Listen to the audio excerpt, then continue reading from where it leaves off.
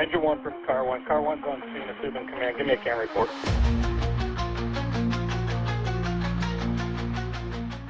What's going on, everybody? This is Mike Goldstein, Stickers of the C.A.N. Report. Nozzle top, everybody. I have Maine in the house. We have Sean Connell from Wells, Maine, and we've been working together actually for a while now. We met at the New England Fools. He invited me last year to come check out his department, and they were getting some nozzle demos going on there, so I wanted to stop by and check out what they got going on, and we became quick friends. And now we work together for the C.A.N. team as well. So Sean is very passionate, very dedicated to the fire service. He's got a good history in it. And I wanted people to know who you are, what you do, and get that same passion that you give every day. So Sean, thank you so much for being on the C.A.N. Report. Yeah, man. Thank you. I appreciate it. I was waiting for this phone call. Yeah, I was excited. Well, I think it was due time, man. You've been fantastic to work with and talk with. I love your energy. Before we dive into it, make sure you guys are checking out my sponsor, Engine House Designs. The dude is killing it with his company. He makes these fantastic hats. I have these for sale. If anybody's looking for the C.A.N. Report hats, I have winter hats and these hats as well. You can visit his site. Also, please visit Notorious Fire Company. I have my swag through him. But he's the OG of the fire swag companies. He came up with these awesome fire stickers, and he's got the Notorious BIG stickers and shirts and everything else that goes along with it. So check out Notorious Fire. Lenny Brown, he's all over the place. He's such a humble and awesome guy. So check out those companies, please. And I really appreciate you guys supporting firefighter business.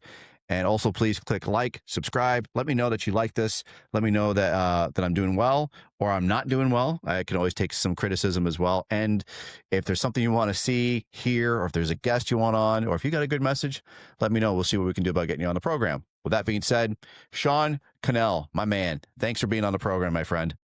Yeah, thanks for having me, man. It's going to be a good one. Yeah, bud. So I'm going to get into your bio here. It's a long one, so everybody sit tight.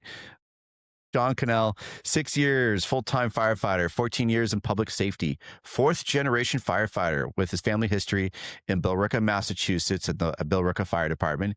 He is a husband and father of 3 kids, with his oldest son just getting a bit of the fire service in Kennebunk, Maine. And that's it. Yeah, it was kind of a short one. And that's okay, man. It doesn't have to be long-winded because this is all about you anyways. So we're going to be getting to know you and why you love the fire service and everything about it. So Sean, so you're a 4th-generation firefighter. Yep. What is that like? So anytime anybody asks me, when they come visit the station or talk, like you and I are doing, one of the things they always ask when I bring up 4th-generation firefighter, it's like, I grew up in a firehouse. Visiting my father, checking out the trucks, you name it. I mean, some of my memories that I have would be like if the thunderstorm was coming through town and my dad was on shift, he'd give me a call, and when I had my license, and he'd be like, "Hey, you want to come down and hang out?" So sure. So I'd shoot right down. It was only a couple minutes from the house, and I would sit in the bay with him in the old school plastic rolly chairs that you only saw in the 80s. And we'd sit on the front bay and with the doors open, just waiting for a fire alarm. One of the cooler memories was we did end up having a fire alarm come in from a lightning strike, and so I hopped in the engine. My father was the senior guy on shift, so he was the engineer and engine operator. So I'm riding in the back with the backstep guy. Lieutenant's in front of me, and he turns around, he goes like, "Kid, grab me that map, grab me the map book of the one of these little 3-ring binders for whatever business we were going to." So I open it up, and he's telling me where to look for the fire alarm panel, what's the access. So here I am, like a 16-year-old kid flipping through this binder, helping out the full-time guys. I mean, that was pretty much how I grew up, was always in the fire service and in the house. So it was cool. That's awesome. And so you also have such a great history with the Billerica Fire Department. Mm-hmm. I didn't even know when we went to Billerica to do a C.A.N. demo. Yeah. Yeah. Um, like your grandfather's name is on the walls, Yeah. Yeah. right? So Yeah, it's pretty cool. My great grandfather, obviously I didn't know him. He was a line of duty death in Billerica, in 1967, I believe. There's actually a church in the center of town that, it's like a focal point of the town. It had a fire in it in December of 67, and he was a line of duty death for, smoke inhalation. Um, and that's where we have documented, proof of my family lineage within the fire service. There's potential that it goes even further back, but we don't have anything that's documented that shows that. And then my grandfather after him, was 30 years in Billerica. Engine 2 is how I always remembered it. So my biggest regret with him was he was a listener, not a talker. So I don't have any stories from my grandfather's fire service career. Everything I know from his career was, through the grapevine from other family members or from the department itself. So tell me do you know any more about your great grandfather's line of duty death? Like you said, smoke inhalation in yeah, 1967. Like what was he doing? so if I remember correctly, there's actually a newspaper clipping. I can shoot it over to you. I believe it's a weird fire. It was in late December. It was after Christmas. And I believe it was actually a lightning strike that they believe hit the steeple, caused the church to catch on fire. And he was working interior and, just was overcome with smoke. Yeah, he was transported. I mean, this is in the early stages of, ambulances and things of that nature. So I don't think he received great treatment. It was what was, of 67, what was available. And yeah, he ended up just succumbing to the smoke inhalation. Wow.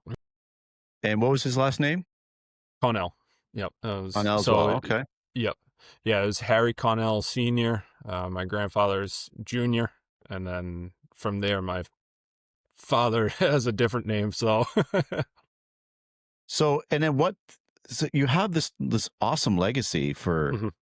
Billerica Yep. and the area. What brought you up to Maine? So when I graduated high school in 2006. Massachusetts and Billerica is a civil service state. So when I was graduating high school, I wanted to take the civil service exam, and my father was actually kind of telling me not to even waste my time, because a lot of the guys who signed up after 9/11 for military service were just getting out, and they got preference in that testing. So I didn't take the exam. I ended up having my oldest son. He's now 18. I mean, we had him when we were young, my wife and I. So it turned into just having him, grow up real quick and start supporting a family. So the fire service kind of idea kind of took a back burner. And then fast forward to, I think it was about 2016, I believe it was when it was. I took the exam, passed, but was put on a general list, and you're just not going to get hired off of that general list. It's too deep. About the same time, my father was being pushed into retirement due to occupational cancer and other health issues. And in Massachusetts, there's something called 402A and 402B. If your direct family member is forced into retirement due to disability or is a line of duty death, and you take the civil service exam with that 402A or B, you get thrown to the top of the list. So about 2017, my father was just going through that process. But at this point, we were already committed to moving to Maine. And I can go into that whole story of why we moved to Maine. But yeah, absolutely. Yeah, he called me. I think it was a few months before we were closing on a house, and he's like, "Hey, take the exam. I got the 402B for you. I have all the paperwork you need to fill out. And I'm like, Dad, I'm moving to Maine. He's like, oh, what the hell, you know? So, I could have had the golden ticket, you know, like Willy Wonka. I could have pretty much gone to, I think at the time it was, you pick your top 12 departments that you get onto their hiring list. And with my family history, I always joked, I said all I needed to do was just get into an interview with the chief and I would have had my spot in Billerica. Yeah. But yeah, it just ended up not working out that way, but it's still working out fine up here in Maine. You know, I love it up here, so that's fine. So what was the move to Maine for? So my grandparents had a lake house in Limerick, Maine. I spent pretty much every summer as a kid out on the lake at their house, whether it was just a weekend or for a couple weeks at a time. So I grew up in Maine. Once my wife and I were dating and became a couple and had a family and things like that, we would vacation up here in Wells. Wells is kind of a quieter, family oriented, you know, town. It's a busy tourist town, but it's not the late night antics of like Old Orchard or Hampton Beach. You know, it's quieter. So we would bring our kids up and, you know, spend a week at the beach. And I think it was 2017.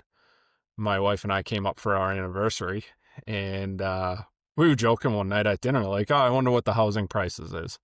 And we started looking at it, and what started off as a joke, quickly by the time we got home was, hey, if we sold our house in Mass, we could, you know, move and make the move up to Wells and live by the beach. So that started it all. What started off as a joke looking at, you know, Redfin and Zillow is turned into where we are now, what we call home. That's great. I've been to Wells many times. I love it. I think it's a great community. It's beautiful up there for sure. Mm-hmm. Now for Wells, your department, what do you guys run? How big is your department? So we run 4 shifts of 4 members. So a total of 16 full-time firefighters. A captain and 3 firefighters is how our shifts are made up. Each shift runs a little bit different, but for the most part, it's 2 on the engine and 2 on the ladder truck.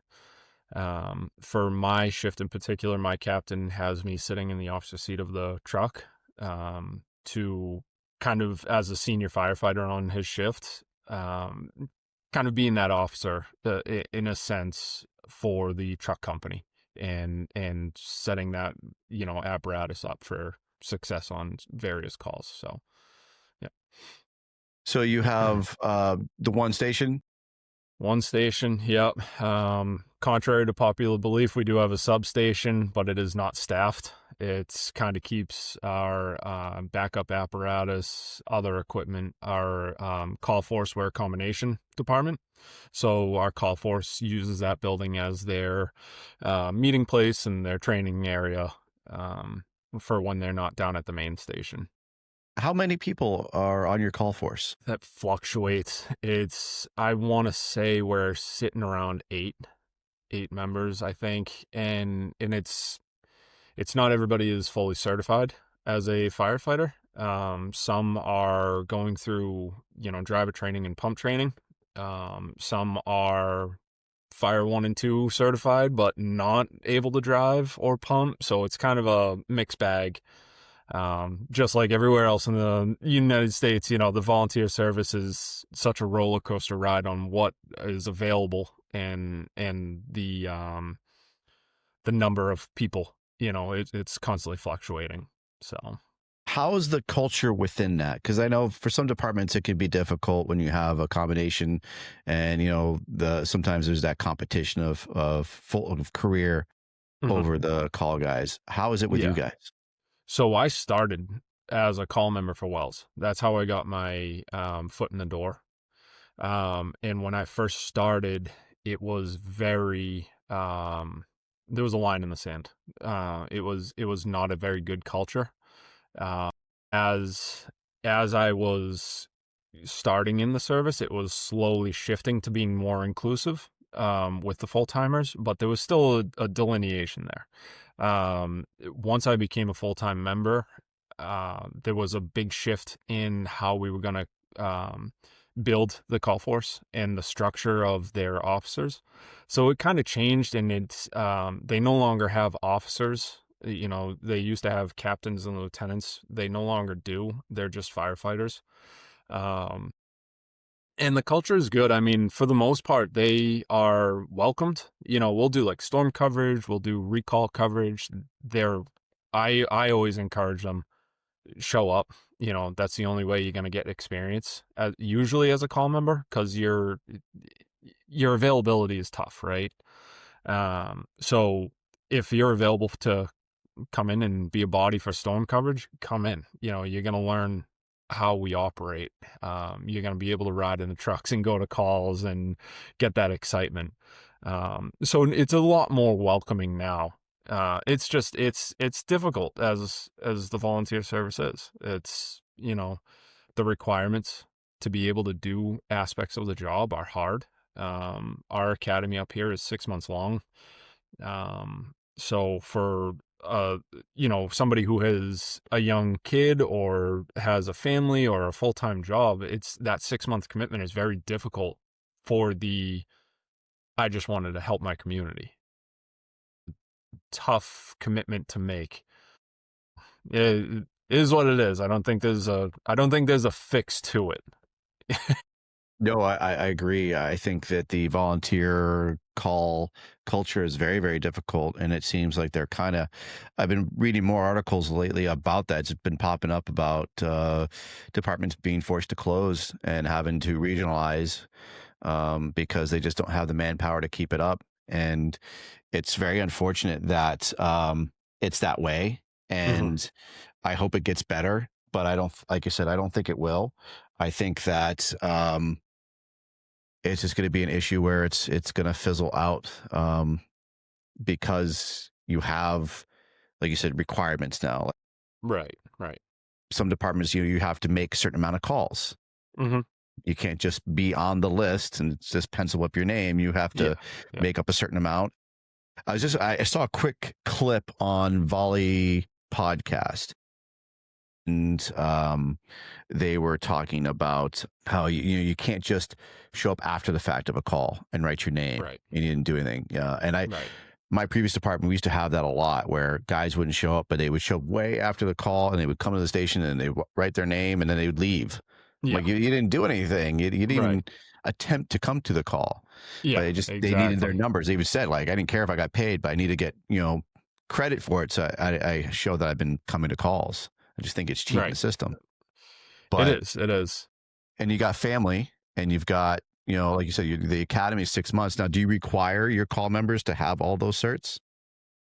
No, but certain aspects of the job are going to require it, right?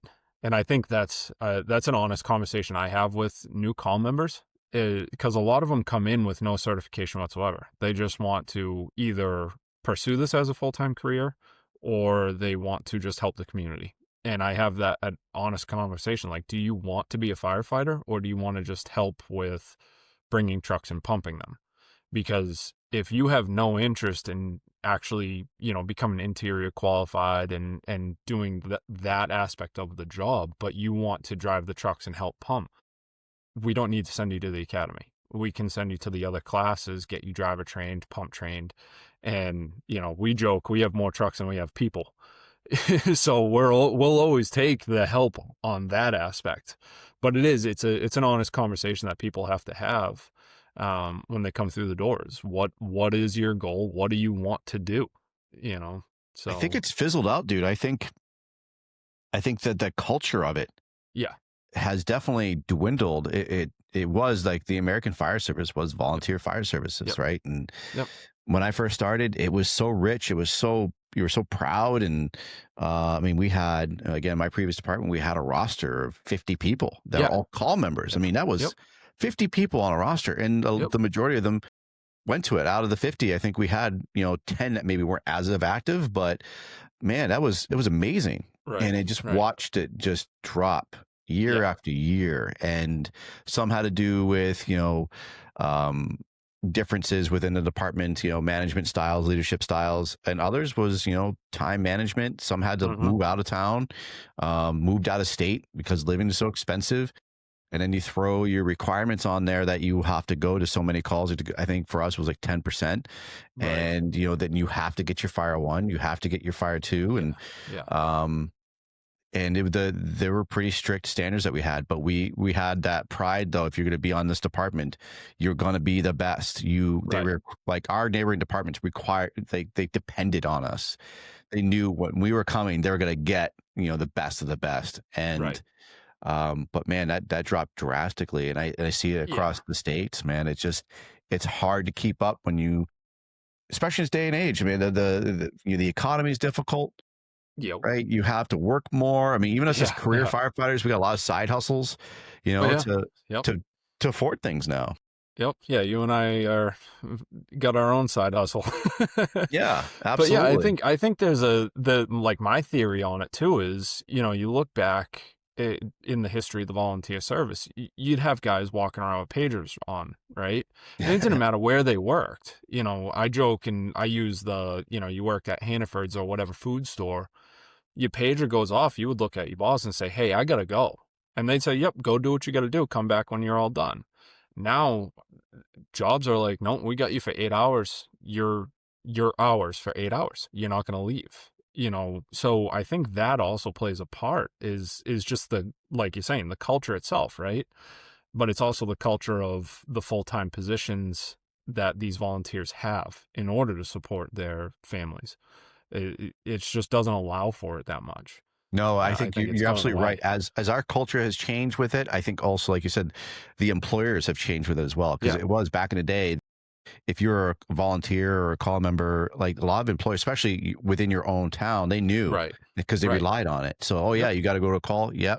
And they wouldn't even comp you, like go, I won't. Yeah. There would be no questions asked. There's just, exactly. Hey, go do what you got to do. And, come back when you're done. Exactly. And I think now that's changed because the newer culture within employers, they don't know about it as much anymore. And it's now, as towns have continuously growing and expanding, you're getting more of these corporations coming in. So they don't know and they don't care about the volunteer side of things, because if their building burns down, they're just going to get a new one because it's a corporation, they're meant to do that. When you have the box stores move into your small bedroom communities, they don't care that you're a firefighter for your community, because they're just going to get another building. It doesn't matter. It's the almighty dollar. So exactly. Right. I think it's definitely changed a lot. And I think it's just the culture in general. It's not like the brotherhood's dead. I'm not saying anything like that. I think the economy and the way the towns have been growing so rapidly and our economic times have made it very difficult for volunteers to do the job as a volunteer firefighter. And they're extremely proud. You see the volunteers, like you said, man, they walk around with their pagers on their hip. They can be 5 states away and they still have a pager on their hip. And I was guilty of that too, because I forgot it was on there, so I'd carry my pager on the hip. But it was a pride thing. Like, you want everyone to know that you're a firefighter and got your pager. For sure. Yeah, there's no difference to us walking around with a Maltese Cross t-shirt on. Like it's the same thing. Yeah. I always thought it was funny whenever you'd see full-timers making fun of, volunteers with radios and pagers and stuff. And it's like, whoa, hold on, there's a hard charger in here. It's like, as you're saying this, you're wearing like a thin red line shirt, Yeah. You're doing the same thing. Yeah, we're all doing the same thing. And I drive my family crazy. I've done it less now, but I try, because I think there's a good fine line too. You got to cut away. You got to, when you're with your family, turn the pager off, or, turn the phone off, turn the alerts off. And I would be glued to my phone listening to calls coming in. I'd be vacationing somewhere else and it sounds like a big ripper's going on. I'd take my phone, I'd be listening. We're at dinner and the phone's right here. And like, what are you doing? I'm like, shh, I'm listening to a fire, and like, they're like, you're not going to it. I'm like, I know, but I want to hear what's going on. Right. You can't help but, want to be glued to it. And the same thing with volunteers at career. We all love it. We can't help but listen and want to be a part of it, and for sure. So yeah, it's definitely a different age. And so now you also, we're both New England Fools. Mm-hmm. Yep. and we're very proud of that. And you were talking a couple of weeks ago that you got invited to go to the Northeastern Fire Summit that's going to be happening in March. Yep. So you have a project you've been working on, and what is that project? So it's called, the title of it is Under the Helmet. It started off as quite literally as a Google search, and which quickly ran me right down the rabbit hole. Love those. But it really, all it is just the mindset of firefighters and the comparison or correlation of high level athletes and military members. And like I said, it was a rabbit hole. I Google searched a question, clicked a few links, did a little bit research, and then it was just consumed me for probably the better half of, I want to say, since May or June. Long time. And it's been a lot of research. What is cool is, I was inspired by, who I saw out at FDIC, guys I follow, like podcasts, Jeremy Donch, Mickey Farrell, those guys were really kind of like a catalyst for me as far as inspiration, because I liked their message. And I just kept asking myself, I'm like, why do we always reference athletes? Why do we reference the military? Even myself, I'm an instructor in the academy up here, and I would reference random things about sports, to try to drive home the message to the recruits. And I just kept asking myself, I'm like, why do we do this? Because it's everybody in the fire service. It's widespread. It doesn't matter where you're from. Refer to athletes or military. And I was like, what the hell do we do this for? So yeah, it started that, and it has been, it took off on me, and I'm excited. I gotta confirm with Rusty that I'll be speaking, but I think it's ready to do it. All right. So yeah. Well, you've been working on it long enough. Yeah, exactly. Yeah. So the presentation again is about the correlation of athletes and the fire service, correct? Correct. And I love that topic, and I know that Jeremy has spoken about that before. I recently just spoke about that with a gentleman I had on, Chad Chris. He played minor league baseball, and he played college baseball, and I think there's a strong correlation with it, dude. I think that if you've never been on a team, and then you go into the fire service, especially if you've been kind of like an introvert and you've never been part of something bigger than yourself, it's very difficult to understand what it's like to be a part of a team and to work together and support one another. And as we always say, you're only strong as your weakest link. I firmly believe it. I think there's a big correlation with it. I think that if you've played sports in high school and college and you come to the fire service, I think you're one step ahead of the game. I think you know what it's like to be fit. I think that's a big part of it. And know how to eat properly, know how to work out, and how to drive yourself harder. So when you hit that wall, you got to push harder, because you can't quit on the football field. You can't just stop because you're tired. You got to keep pushing. And it's the same thing we talk about in the fire service. We got to keep pushing. And we get that wall. You're inside a fire. You're inside that structure fire. You can't just say, "Oh, I'm tired," just give up. Stop. Right. So and then of course supporting one another. It's pretty cool, because I didn't know what I was going to get into. I didn't know if there was a correlation. I didn't know if it was just going to be completely trash, and just how I perceived it. But I was lucky enough to reach out and talk to a bunch of people of a variety of experience. So what I did is I came up with a questionnaire, and I sent it to everybody. And I'm sorry, I did not fill that out. No, it's fine. I'm so sorry. But you saw the questions at the very least. You saw what the context of it was. And I sent it to a variety of people, whether they were firefighters, military, or I was specifically looking for high level athletes and military members. And what I found was fascinating. Like it should be of no surprise, but it's still fascinating. I call it the core four. It's visualization, routine, stress, and discipline across the board, regardless of your background. If you're just a firefighter or you were a high level athlete or military member, those 4 things are like, you know, everything you do is that. Those 4 things, no matter what. And it's pretty cool. It was very cool. I was fortunate to talk to some pretty well known guys. You know, Dave Hageman from Denver. There was I talked to Mickey. I've talked to Jeremy. And then on the athlete side, I've talked to Will Crow, who's a closing pitcher for the Pirates. He was going through Tommy John rehab, and was emailing me post surgery. I think like a couple hours after surgery. So there was a ton of typos, but Awesome. But his message was still there, and you know, it's cool. It's a very interesting bit of research. I mean, I think it's interesting. I think what it does though is it answers the question of why we refer to them so much in the fire service, and also why the really good firefighters or the great firefighters are who they are, because they share the same things, those qualities. I think I'm excited to share it, because it's kind of a project of love, but it's been a lot of work. It's been fun to talk to these guys. So yeah, we'll see, more to come in a couple months.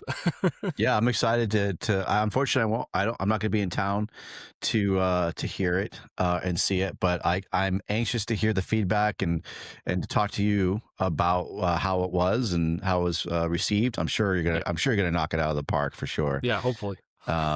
Because you're again, I think anything that you do, I've noticed you jump right in and you're very passionate and dedicated about it. When we took you on as part of the hen team, Yep. Same thing. You jumped with both feet and you're all in, and working with you, I can tell how educated you are and how you do your homework on everything that you do. So it's cool to see you do this project all on your own and see it succeed. It sounds like, again, you dove deep into it. Yeah. I mean, you've got a lot of people that you interviewed, so I think that's fantastic. And Yeah. I'm definitely anxious to see what it is and see how it goes. So Yeah, keep me updated on that. My end goal is to actually, and I'll probably be using you, but is to actually pitch this as an FDIC class, for hopefully not for 26, but for 27.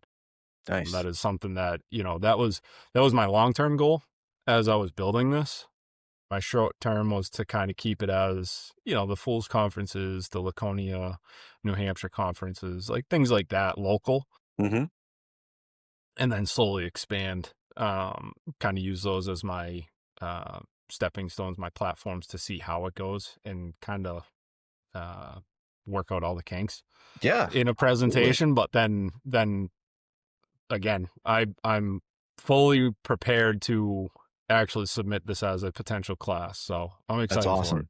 Yeah. Good for you. Yeah. Anything worth doing is worth doing well, right? Like, absolutely. You got to put in your time. You got to dedicate yourself. And yeah, I've been having a lot of, because you got to think about that too. Like to get on a little tangent, you got people that say, well, it's not going to be worthy of that. Or, like don't try to shoot for the stars. You're missing the moon or whatever. Yeah, right.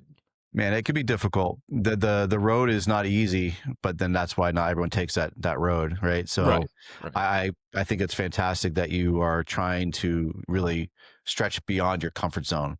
Yeah. Well, that's where the growth is, right? What's that? I said that's where the growth is, right? That's where it is. Yeah. Once you get uncomfortable, that's when you start learning. So exactly, you got to get out of that comfort zone, and it's you learn a lot by yourself when you're going down those roads that people don't travel, dude. And again, my hat's off to you for that's your goal, man. I know you're going to achieve it. It might not happen the first time. And I had some great conversations with Nate Sturm. He's a chief out of Popka, Florida, and he talks a great deal about failure and that, you have to learn through failure. Like it's not going to happen the first time or second time. Rob Fisher, he's not going to FDIC this year. His stuff didn't take. And, he's not angry. He's not mad. You have to keep going again and keep going again. Keep plugging, and, right. right. And if your message is true, and it's for to help others. I think that's the best part of it. Yeah. There's a lot of stuff out there, Yeah. and a lot of stuff out there. Just some people just want to make money, Right. or just Right. want to, like I talked about before, you want to be insta famous. Yeah. But if you are you trying to be organic and you really want something to be beneficial, then man, it's going to happen. People are going to see the real you. I think Right. that's the best thing. Right. I think that's where the long road I was taking is. You want people to see the real you. Your message is going to be legit, and that's what people are going to see. Yeah. And You just need to be authentic. Authentic, bro. Absolutely. That's all it is. I mean, that you talk about failure. I mean, I grew up playing baseball, and that's, again, here's that correlation, right?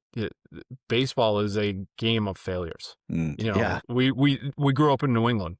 The best hitter in history was only able to hit 4 out of 10 in his career. You know what I mean? So that is a failing grade, but it's the way the sport is teaching you to accept those failures. It's okay to strike out. It's what are you going to do at your next step at? And so for the fire service, it's the same thing.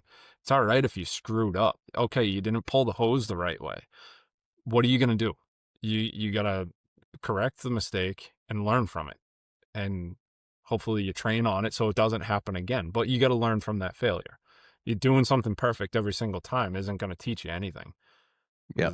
So I love it. No, you're absolutely right. I mean, you can't get down on yourself for failure. So whether you're submitting for FDIC or any other conferences or lectures or whatever you want to do in life, or just trying to get the job that you want, you might not get it the first time, you might not get it the second time, but that it just shows your drive and dedication. I mean, people see that too, right? Like if you're applying, for anybody's out there applying for jobs and you have a dream job you want to get, a dream fire department you want to get on, and you're not passing those oral boards, don't get down and quit. Right. Show them that you want it, right? Like keep driving. They're going to see it. So anybody out there that's trying to do these things, whether you're trying to do classes or you're trying to get on the job somewhere, people will see you. And if you quit after the first failure, they're going to see that too. So Absolutely. Keep pushing, keep driving, and ask those questions too. And that's the thing we talk about, being in the uncomfortable positions. Some of the most uncomfortable things to do is ask. Right. Why didn't I get the job? Or why didn't I get accepted at this lecture or this conference? Yeah. And you want the honest answers so you can actually improve yourself. That's, again, people see and they go, well, Sean, man, he really wants this. He's been asking questions of why he didn't get it and what can he do to improve on it. So those are the hard talks. Yeah. And it's the, it's the message I give to a lot of the recruits that I'm teaching in the academy is exactly that. Like, your character in everything you do needs to be no quit. I don't care how difficult, cutting a roof prop is with just a flathead axe. You got to do it, because if you're going to be on that roof in your community and the saw fails, you need to still perform that task. If I go down and you're the one helping me out inside of a fire, I need you to not quit. And it's one of those things where, to your point of asking why you didn't get the job, or continuing being, persevering through the difficult questions or the PATs or whatever it is, that is everything is a interview on your character, and you got to do it because that's what our job is. Absolutely. You can't quit. As Michael Scott says, you miss 100% of the shots you don't take. Right. Yeah, exactly. So just talking, we kind of touched on a little bit. You talk about the hen nozzles, and you work as a part of the hen army out of Maine. And I met you through the New England Fools. I saw how passionate you were. I saw how much you love engine work, and I wanted to get you on the team. So you hit the ground running on it, and you did such a great job. What is it about the hen nozzles that you liked so much that you want to be a part of the team? So it's kind of funny. I when I first got into the fire service, everything I was taught was combination nozzles and automatics. And there was a couple of guys in my department who were staunch advocates of smooth bores. and I didn't believe them. I didn't trust what they had to say. I didn't want to listen to what they had to say. Whatever. It was ignorance is really what it was. Um, so as I got more experience, learned more, got more into the job, right? I think there's I think the first 5 years you're trying to survive in your career as a new guy. Mm. And then once you hit that 5 year mark, you kind of, at least for me, and I've seen it for other guys, is you really either continue to just skate by and treat this as just a job, or you dive in and are passionate and really want to learn everything about it that you can. And I chose that. So I dove in, started reading all kinds of things, attending conferences, talking to people, you name it. I saw the hen nozzles. You know this story. I saw the hen nozzles. I saw the videos. I go, here's another nozzle. You know, it looks like a gimmick. It's not doing anything different. You know, a neighboring community actually had the 265 blade tip on a Super 2. We went to a fire in that community. They thought they put it out. My crew was put into the house. It was a single-story ranch. We followed the line. You know, they had the line just sitting there going from the front door all the way to the other end of the house. We get into the master bedroom at the other end, and we were just told, hey, pull the ceiling, see if there's any extension. So me and two of the guys that I was in the room with started doing that. I'm standing on the master bedroom and I'm pulling ceilings, and I can see the whole attic ridgepole is going from front to back, still rocking. And I was like, oh crap, this is not even out. But we'd not, you know, the main living area had no smoke. We thought it was out. So the kid to my right grabs the line on the ground and he starts opening it up, but he didn't have a good enough angle for the stream to get up through the hole that we pulled in the ceiling. So I told him, I said, hey, give it to me. I can get the nozzle into the attic space. So I did. So he hands it to me and I open it up and it's in the straight stream pattern. I had no idea it was even a hen nozzle. I just was like, okay. I didn't even know it was a 2-inch line. I'm just like, here's a hose, here's a nozzle. Let's get some water on the fire, right?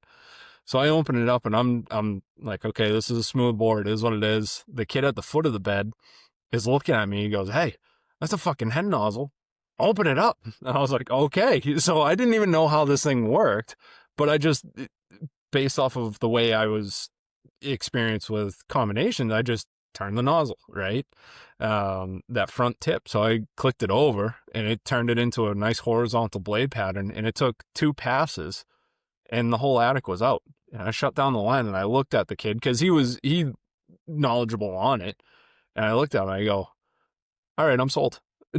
Like, okay, now I understand. It makes sense, you know? So, when you got on board with the company and reached out to me on it, I was like, hell yeah, man. I'm a firm believer on this because I actually got to see it firsthand in an actual fire, you know, and that, you know, most of us, I think across the country, honestly, within the department in the company doesn't necessarily have that experience, of a real world, hey, we actually put this thing to use. So once I had that experience, I was like, yep, now I get it, you know, and then again, you dive into the science of it, you start diving into the facts and how it is created and why, and it's just like, it's a fun, side gig to be able to kind of open some guys' eyes. And it's always funny. I mean, you and I went down to Billerica. I mean, that is a 30+ years of using combination nozzles. The captain we set up the training with, he told us, 28 years I've been doing this wrong.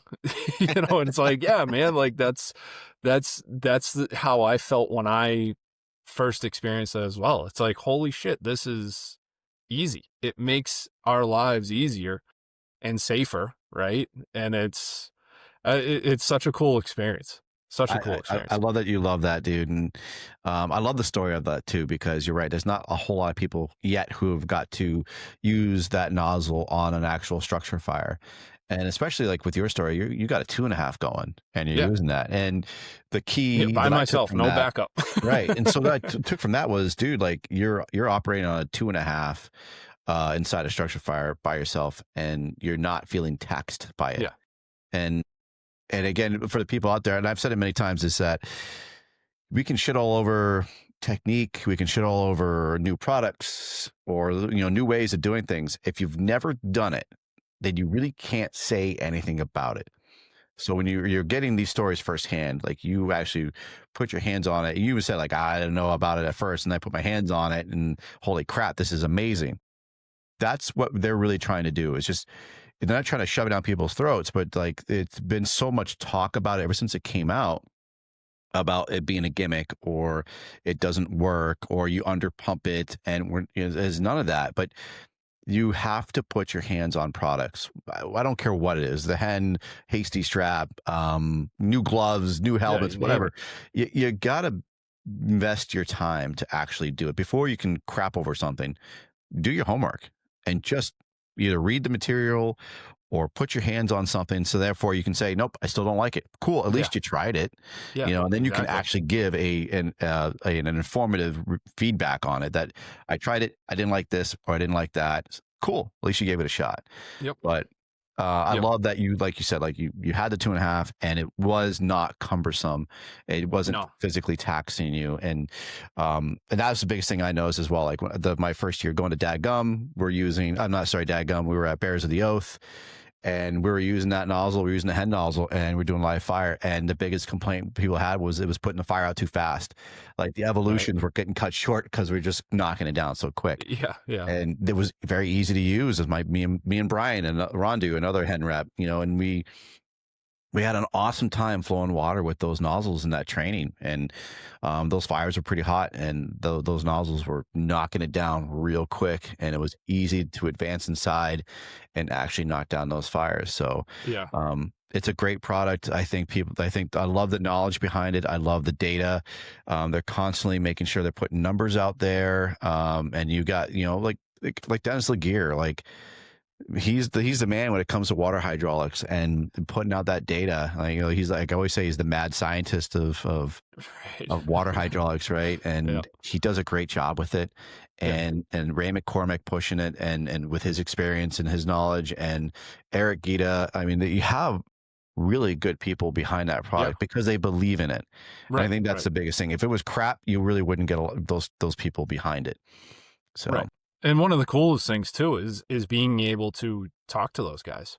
Like I joke to one of the guys at my department who, loves McCormick. He was kind of starstruck when he met him at FDIC.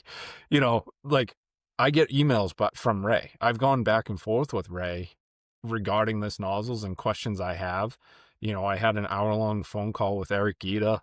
Like I had no idea that was going to be where my path, when you asked me, hey, do you want to join this? I'm like, yeah, absolutely. It sounds like a good side gig, doing fire stuff, flowing water. Like there's no negative to it, but I didn't expect one bit that I was going to be able to have these conversations with, living legends legitimately of the fire service. And it's like, who the hell am I? I'm a guy from Maine.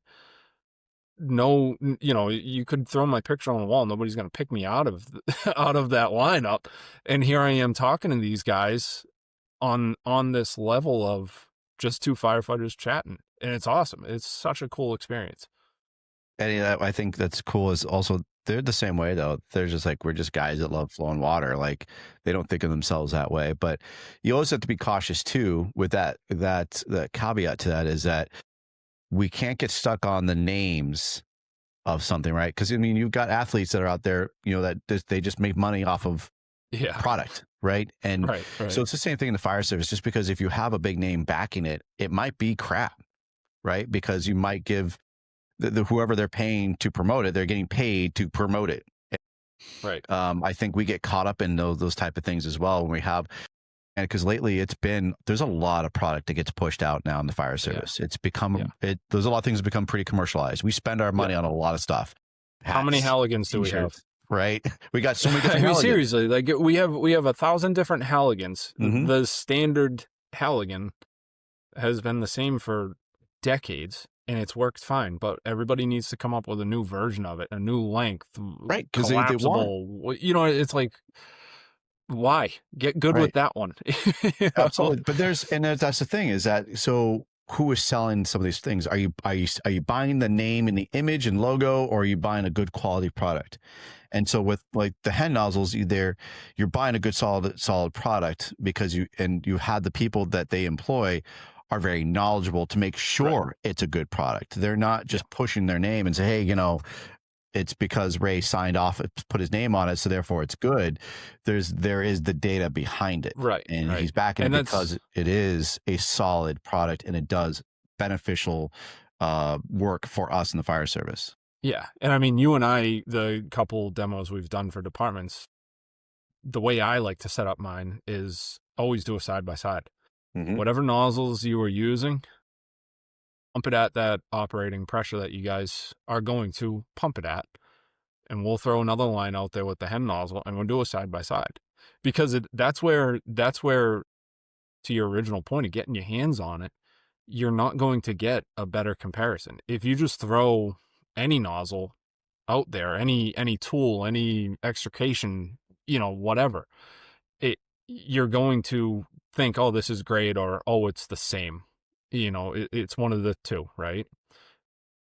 When you do a side by side and you have, I like seeing the new guys and the senior guys, they're the perfect extremes, right? You have a kid who maybe doesn't really have good, mechanics or any idea of how this stuff works, and you watch him struggle on a line or be great, and then you throw him on the line with the hen, and it's like, it's a light bulb, and then it's the same thing with like the captain from Billerica. 28 years I've been doing this wrong. It's like, it's not that you've been doing it wrong, it's just that you didn't realize that there was something else. There was equipment out there that could make your life easier. And I think with being that said too, is that you can still have the best nozzle or it's set up perfectly. If you still don't know how to use it, then it's still not going to work. Like, you can have less nozzle reaction and you can have less friction loss and everything is going to be lined up perfectly. It's still going to look like crap if you don't know how to have proper technique. And like you and I are very good about that. And a lot of people, whether they're selling hens or TFTs or whatever, they're L carts, it's all the same down the line. Right. That us as being people who are selling this product, we can't just put it in their hand and go, flow water and expect them to automatically love it. Because if they're not standing correctly, that nozzle reaction still going to push them down and they're going to say this is crap. So us as being professionals in that field, we also have to be knowledgeable in proper technique and make sure that they're actually, because there's a lot of communities out there that don't have the education or the knowledge or the skills.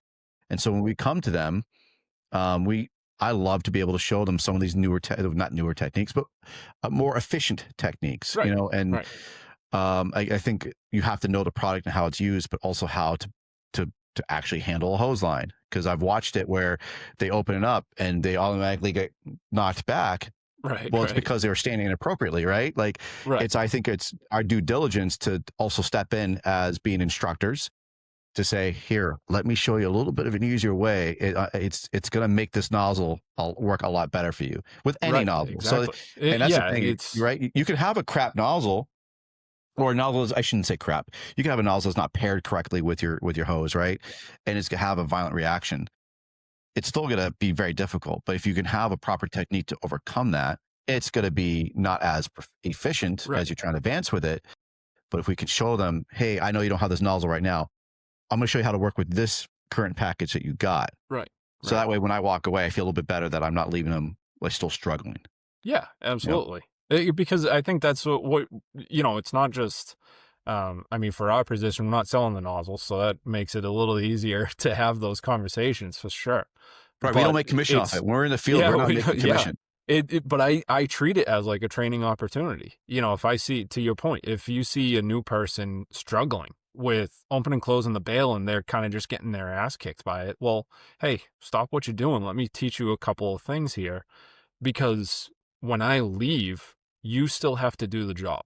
And if I can give you a little tip that is going to make your life easier or safer within your department, then I'm going to do that. I don't think it's right to just walk away and be like, oh, that guy sucks. Like, I'm glad I don't work for that department. It's not the right way to do it. That's not who I am. Mhm. I want to instill something that I've learned, because either somebody has done that for me or they haven't done it for me, and I don't want to do that to them. Yeah, absolutely. I think that's key, is that we always wanted to make the fire service better. Leave it better than you found it. It doesn't matter if I'm doing demos, if I'm just there as just watching the fire department. It's hard. Like, if I'm just there kind of just watching other trainings and I'm not really a part of it, but if I see a technique or if I see somebody who's really struggling and nobody's correcting it, like after like maybe a good solid minute or so of telling myself not to do it, I can't help. I'll like, can I just show you something real quick? And because people did that for me. And it was very, very helpful. I always appreciate someone coming in and going, hey, I'm going to just correct this one little thing. I'm telling you, you're going to really like it. And then they do it. Well, it's like a light bulb. It absolutely is. You actually see it in their face. They're like, oh. I know. Like, that is what's so fantastic. I love, and that's why I think we both really enjoy teaching, because we're not making a lot of money off of it. It's good. And it's another side hustle.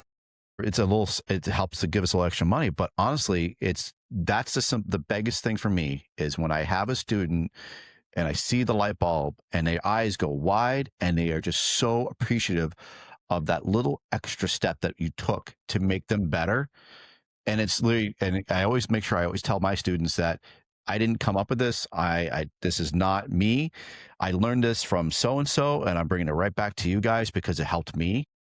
And I get to apply that, and they had the same reaction that I did. That's what makes me so happy, is like, I absorbed that knowledge, I gave it to them, and literally that person just had that same reaction of finally getting it after months of struggling. And it took one person to go, hey, let me show you something a little bit different. And they go, man, I wish I knew that weeks ago.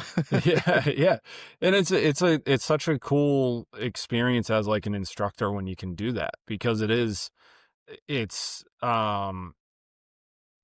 allows them to build as a person. This is what I've found, is it allows them to build as a person, to be able to ask, hey, is there, am I doing this wrong? Can you show me how to do it correctly? Or how to accept criticism? Because a lot of it, you're going to face criticism like crazy. It doesn't matter where you are. You and I will go to a mutual aid fire and name a department, and we're going to sit back on that fire ground and go, geez. And it doesn't matter, because those same guys are going to do the same thing towards me in my community. But how do you react to it? Do you throw up a wall and say, they don't know what they're talking about? Or do you look back and kind of reflect and go, you know what? Yeah. I need to learn how to do this, or I need to do better at that. So as an instructor, I think that's such an important piece of that, is to teach, them to learn how to accept criticism and have a little bit of reflection and say, hey, I could do better. How do I do it? Yeah, absolutely. And that's why I love going to trainings. That's why I love going to conferences, because I'm there asking that same question. How can I be better at this? How can I do this better? And you can't go to, especially as us, going to the trainings is not about showboating, and it's not trying to be seen. I'm spending good money. I'm spending my own money want to go to be educated by people who have been doing this longer, or have developed a lot more energy and time than I have to teach us. Anybody going to conferences or trainings, that's the biggest thing, is you got to have an open mind and ask the questions. Just you put yourself in the shoes of the other students. How can I do this better? I love, you can't, honestly, just can't learn enough about this job. There's so many different ways to do it. There's so many great techniques out there, but also vet the process as well, right? Like there's, man, you got a lot more training groups out there, and some are good and some are not so good. And you have to vet your instructors. You have to vet those conferences and those training cadres. look at their background, look at their resume, their pedigree, if you will, and make sure that that's something that you're going to get something out of it. Because there's nothing worse than spending $300 to $400 and then maybe another $200 for your hotel and then another $400 for airfare, and you come away with being a disappointment, of being like, holy crap, I can't believe I just spent $600 on shit. And does it even apply? Yeah. Like, does it, that I see a lot of people sign up for classes. And it's like, you're learning stuff that your own department isn't even doing. And some of it's okay. Like, that's fine. But some of it's like, dude, you don't even have that equipment. Your neighboring communities don't even have that, that equipment. Why are you learning about it? When you could go and learn about whatever, a ladder class or something, like, hey, my shift treats me as an officer on the truck company. I went to truck classes, like, I chose those classes over other classes because that's where my current role is. I need to be educated in that. And that's where, you have to have an honest talk to yourself on that. It's like, is this going to be beneficial towards me? Is it something I need to know now, or can I wait, or is it not worth it? And that's something people have to learn. I think you learn it as you get older and have more life experience. But for the younger kids, I think there's always that learning that they need to figure out on themselves, right? Absolutely. And you need to take classes that are going to challenge yourself as well, right? Like, I had my captain, Will Tonheimer, he kind of put it in perspective for me, because there was a training we were at, and I go, I don't know, I didn't get a lot out of it. It seemed pretty easy. It was stuff I've already done already. He's like, yeah, you've taken this almost same class like 5 times already. Right. Maybe take something different. Try something else that you're not familiar with. I'm like, man, it's so simple and so basic, but you're absolutely right. Why didn't I think of that? Because I'm always drawn to the things that I love to put my hands on. And so it wasn't challenging anymore, because I've learned from that person 3 times already. So I got to get out of my comfort zone and take a class that's going to challenge me mentally and maybe physically, and take something I don't know. So it's really important when you're going to these trainings, look at the list of classes and pick something out that you've never done before, and then take that class, because then you're going to walk away with something new. But if you take the same old ladder, right? If you're good at ground ladders and you take a ground ladder class and you've already taken 6 ground ladder classes already, it's more likely it's not going to be that challenging or that new. It's going to be fun because it's easy, but it's not going to be challenging. So and that's you're not going to get anything out of it. Exactly. So you got to take those classes that are going to challenge you mentally and physically, because you're going to fail, and that's what you want to do. Absolutely. Right. And if you're on those drill yard and you're taking these classes and you're perfect 100% all the time, well, then what are you learning? Right. You got to be able to fall down and get back up. If you, man, it's humbling when you fall down and you think you're perfect all the time, and then you fall down, dude. You got to learn to love that feeling, though. Yeah. You do, like, truthfully, you have to learn to love that feeling. And it is one of those, like, learning how to not care about being judged. I think, like, the Fools do such a good job with their hands-on classes on that, because everybody that goes has that same mindset. So it's easy to surround yourself with those people, those like-minded people who want to be challenged, be openly failing in front of 20, 30 guys, and getting ridiculed for it. But it's also, it's in a loving way of, hey, we're going to bust your balls, but we're also going to show you how you don't have to fail anymore. We can build you up a little bit. Yeah. That's good. Definitely but humble. Right. But it's such a cool feeling once you're actually comfortable with that.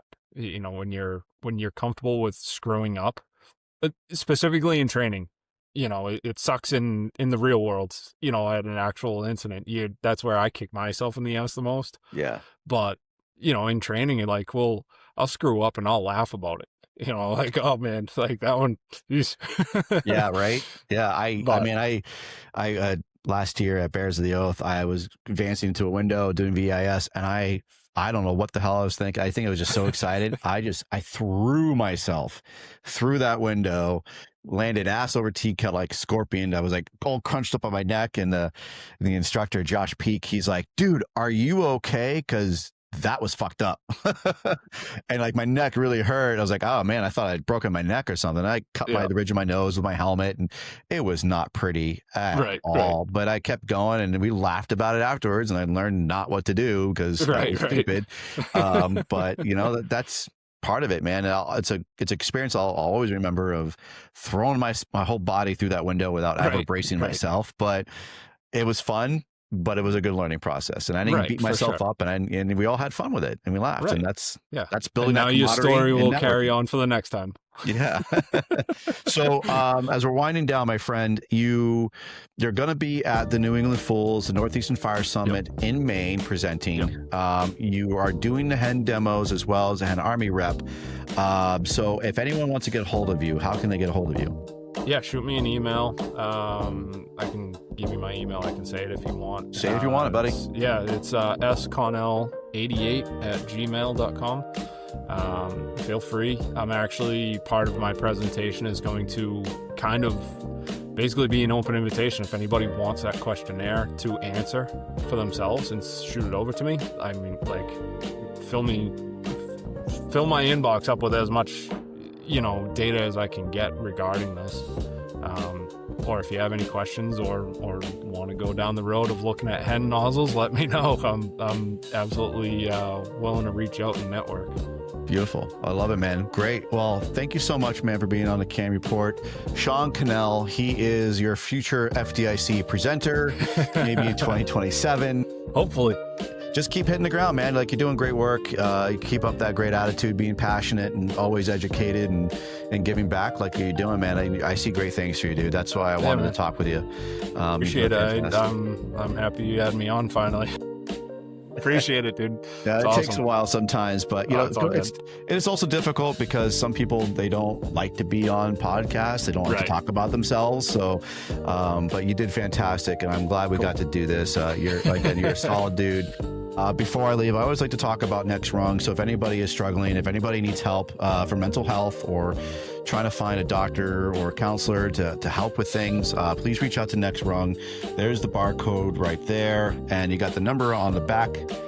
Next Rung. For those that are listening, the number is 833-698-7864. That's 833-NXTRUNG. You can text support to speak with a peer support organizer.